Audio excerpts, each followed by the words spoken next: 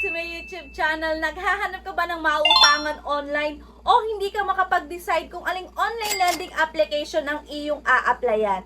So for today's vlog guys, meron po akong in-applyan na isang online lending application and wala pa po siyang reviews or rating na nakalagay. So ngayon guys, i-share ko sa inyo kung ano ba ang meron dito sa isang online lending application na ang pangalan ay Pinaspera Peso Loan Online. So dito guys, kung mangungutang ka daw po ng 10,000 pesos, ang magiging total repayment mo lamang is 10,360 pesos up to 3 months na ang loan term nun ha.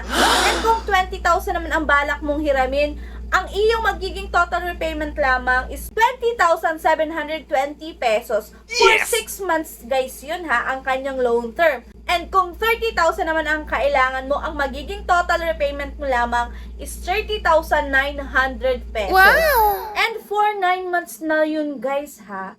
Pero nako, hindi natin alam kung ito nga bang nasa ads niya is totoo o hindi. Kaya ngayon, sisilipin natin at aalamin natin kung ano ba talaga ang meron dito kay Pinaspera. Ito pong si Pinaspera, safe and fast financial service, is nag-o-offer ng up to 50,000 pesos. It only takes a few simple steps to complete the loan, simple operation function at a glance. Pinaspera, 24-hour online to answer your question. Tens of thousands of user quickly completed loans application. So, ibig sabihin guys, mabilis mag-process itong si Pinaspera ha. Pero wag niyo po muna siyang ida-download. Hayaan niyo po muna ipakita ko kung ano ba talaga ang meron dito sa online lending application na ito. And panoorin mo ang ating video hanggang dulo. Pero bago po tayo magpatuloy, baka gusto niyo pong sumali sa ating pa-GCash giveaway. So dito po sa video natin na to, mamimili po ako ng isang lucky winner and mananalo po siya ng 100 pesos. Tuwing Sunday po ang announcement ng mga winners. And guys, hindi lamang po 100 pesos ang pwede niyong mapanalunan. Pwede din po kayong manalo ng ating pag-grand GCash giveaway which is 500 pesos. I-a-announce ko naman po iyon sa last Sunday of the month. Ang kailangan nyo lang gawin is mag-subscribe dito sa ating YouTube channel, i-like itong video at mag-iwan ka ng comment dyan sa comment section. Let's continue guys! And disclaimer lamang din po, hindi po tayo agent or promoter ng any online lending application na ating nire-review dito sa ating YouTube channel. Nag-share lang po tayo kung ano ba ang meron sa isang online lending application, ano ba talaga o magkano ba talaga ang pwede niyang ipaloan, gaano ba katagal ang kanyang loan term, at ano-ano po ba yung mga fees na kanyang idadagdag o ibabawas. And today guys, ang ating pong sisiliping online lending application ay si Pinaspera Peso Loan Online. Pwede lang po natin siyang ma-download sa App Store o sa mga iOS phone. And alam nyo ba guys, nung mag-apply ako dito, wala pang ratings or star na nakalagay dito. So, ibig sabihin talagang fresh na fresh pa ito nung aking applyan. So, ayan, i-click na po natin yung open. Pinaspera, get a quick personal loan, easy to use, flexible option without stress of borrowing, e-wallet, safe and reassuring. Dito sa kanyang dashboard guys ha, nadagdagan na, 'di ba kanina 50,000, ngayon naging 100,000 pesos. Wow! And ang kanyang loan term is 150 days with an interest of 0.05%.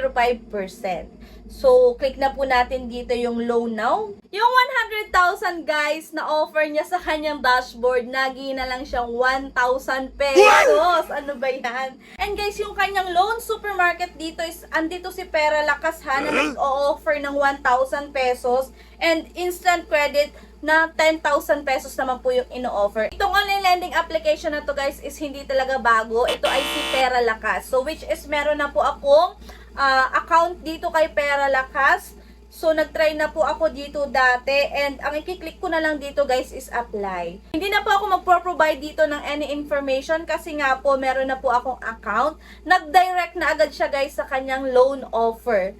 So, dito guys, ang offer sa akin ni Pera Lakas is 2,000 pesos. Ang kanyang loan term is for 7 days lamang. Ang disbursal amount o yung matatanggap na lang natin is 1,200 pesos. Oh, no! Ang repayment amount po ay 2,000 pesos. Dito ang laki guys ng kanyang processing fee ha, which is 667 pesos. And meron pa siyang pa risk control service fee na 120 and interest fee na 13 pesos. So, naku naman, ano ba yan, pera lakas, may papinas-pinas pera ka pa dyan, si pera kalakas ka lang naman pala. Ang total deduction dito guys is 800 pesos. So, yung 800 pesos na binawas guys, is ang laking pera na yun. And ganun kalaki guys yung ibabawas sa ating malo-loan, di ba? And for 7 days lang. So, para namang hindi makatarungan yung mga ganitong online lending application, di ba? Ang kanyang repayment plan is isang period lang po. So, after 7 days, magbabayad na po tayo dito. Hindi totoo dito guys yung pa 9 months na offer niya. 7 days lang talaga siya. Good thing guys, kasi pwede po nating i-delete yung ating account dito kay Pera Lakas. So ayan, click lang po natin yung account deletion and then i-confirm lang natin. Niloloko lang tayo ng online lending application na to. Nagpalit lang siya ng pangalan, hindi naman siya bago. Ang kanyang deduction is ang laki. Kung nangungutang ka online and nakita mo yung mga ganitong offer, is worry ko naman guys is hindi kayo o hindi nyo igagrab yung mga ganitong offer, di ba? So, kaya naman guys, ako, hindi ko grinab, di ba? Hindi siya recommended na utangan, hindi worth it utangan ang mga ganitong online lending application. Imbis na makatulong yung mga ganitong online lending application sa mga nangungutang na katulad natin, is magigipa tong dahilan ng ating stress, guys. Lalo lang tayong mamomroblema, so problemado na nga tayo sa pera, lalo pa tayong mamomroblema kung maglo-loan tayo sa mga ganitong online lending application.